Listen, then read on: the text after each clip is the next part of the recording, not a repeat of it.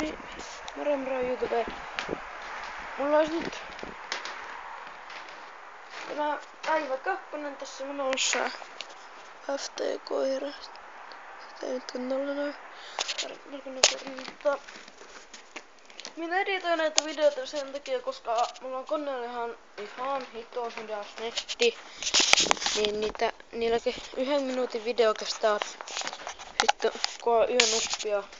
Ja ei sellaista jaksa uppia pitää. Sitten jos mä editoisin sen pitää editoida, siinä mennään jotkin renderöimisessä, mennään melkein yhtä kauan oppimisessa.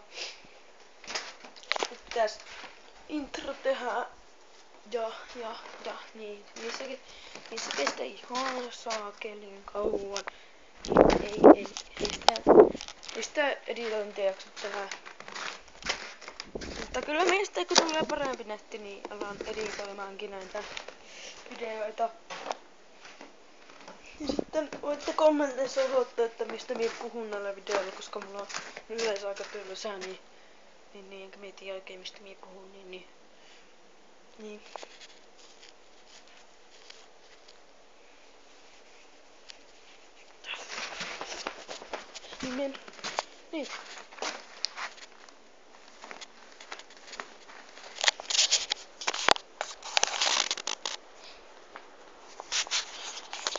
Ja meidän koiran kyllä hankkia paremman kameran. Nyt mulla kestää hetki, että minä saan sellaisen hankittua. Sitten kyllä tulee parempi laatuista videota kai tällä. Eipä tänään pitää sitä kameraa. Ei pidä tolleen pitää kameraa, niin tulee parempi laatuista ainakin minun mielestä. Ja se on moro, nähdään ensi videossa.